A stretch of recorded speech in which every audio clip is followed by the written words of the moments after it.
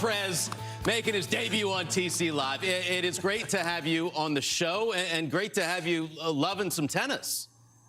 Yeah, I gotta say, Elon won't let me change my profile on Twitter. I did change it back, and they don't let you do that anymore. So I'm stuck with, I'm not mad, I guess, about it, but I'm stuck with her for the time being as my profile. Stuck with Sabalenka. She's #1 in the world. Not too bad to be repping the #1 player in the world. Dave, I got to ask you about your experience. What was that experience like for you at the U.S. Open, and how has it affected your investment both emotionally and financially in our sport?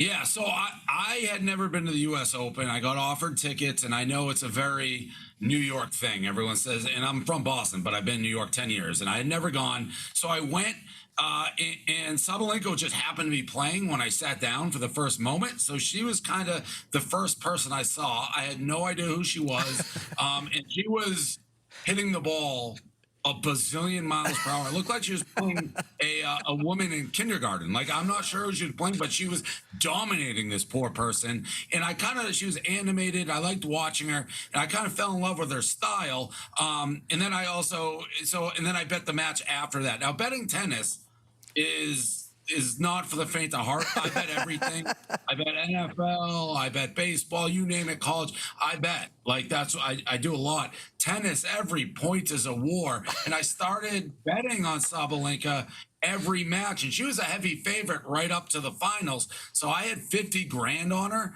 in the game against Keys to win 20. And I mean, she lost 6-0 the first set.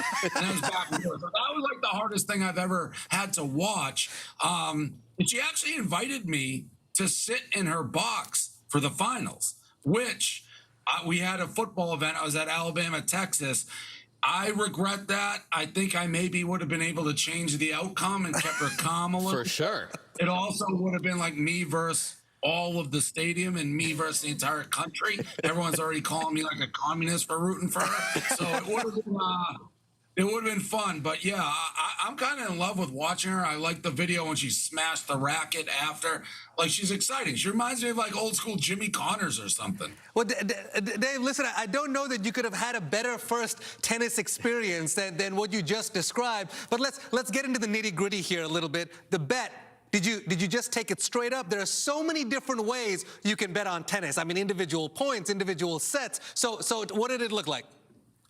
Yeah, so I had Sabalenka to win straight sets and win the match in the second. I'm not talking about the finals. I'm talking before Keys. After I saw her, I bet her. I don't even remember who she destroyed somebody. Versus Keys, I just had the match. She was minus, I think, 275. Yeah, so that was the 50 grand to basically win 20. Yesterday, she wasn't as big a favorite. She was only minus 130, minus 125. So I put 50 grand on her to win again. And here's the thing. I watched every point of the first set, and she was dominating. It looked like she was blowing Coco into the third row with every shot. The only point she lost was when she was trying to be too fine. She'd go for a corner.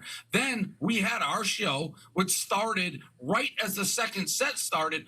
I still don't know what happened because I haven't seen the second or third set, and it was almost like the reverse of the night before. She was dominating. I don't know how she lost. It looked like Coco couldn't handle her power. So you went with part of a parlay in that semi, and then she just rode your confidence up. So you went big on the final there.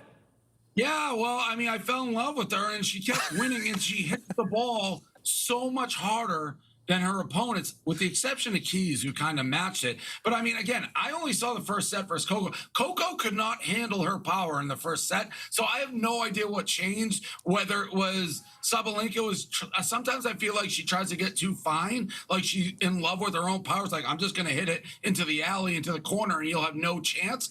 I thought if she just kept whacking it at her, that Coco couldn't handle it, but clearly something changed. I didn't see it. It's pretty good analysis. Yeah, you're breaking it down. I'm looking forward to seeing more tennis content on Barstool Sports going forward. And I loved what you put out on your Instagram with putting your head on Aryna Sabalenka when she was smashing those rackets. I mean, take a look at this, Dave. Yeah, she reposted that. I saw. She did. She said, "I'm dead," with all Yeah, I the become laughing like emojis. fast friends with her. All Sabalenka wants is people to root for her down deep. She always said, "Just root for me, just root for me." So I'm in her corner for life now. Now, are you going to be attending more tennis events? Are you going to be betting on Sabalenka in every Honestly, event going forward?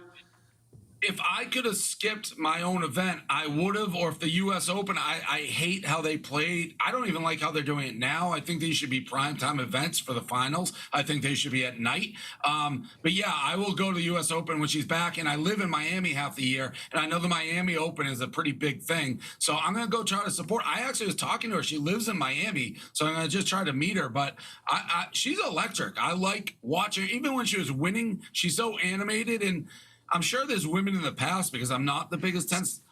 I haven't seen anyone react quite like her when she's like throwing her rackets at her coaches and they're kind of laughing at her. She's quite entertaining to watch. So, Dave, listen, I know awesome. you're with your enthusiasm, you're going to be driving a bunch more eyeballs to the Barstool Sportsbook to be able to bet on tennis. So now with this experience that you've gathered, what are you going to do differently or do next time you come on to bet? Well, here's what I've been warned, because people know me and they're like, Dave, if you start betting tennis, what you're going to run into is there's tournaments like every single day. And you can go down a rabbit hole. So I'm going to be a little careful, because it will take years off my life. But I did like what I did. I found somebody that I really enjoyed watching. And I mean, that late night match that she had versus Keys, I mean, I saw the stats that no one had come back in a major, I think, from down 6-0, losing 6-0 in like 20 years. And the other thing with tennis, you know, it's not like football, baseball, basketball, where if you lose 6-0 in the first, that's the equivalent like 35-0, but they reset the score, you know? So it's not like you can never get comfortable. Even if you feel like, when I stepped out on set after she won 6-2, I was like, this thing's done. She's so much better than Coco. And then she gets blown out the next two matches. So it's a very different type of sport to bet on. And I'm not trained enough on the eye. Like, I can't tell watching it when they hit it.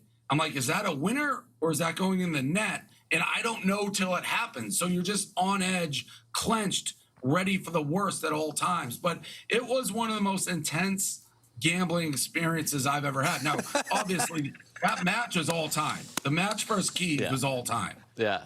Yeah, that's amazing. By the way, so Aryna Sabalenka, #1 in the world, she's going to make the WTA finals. We're going to Cancun, Mexico.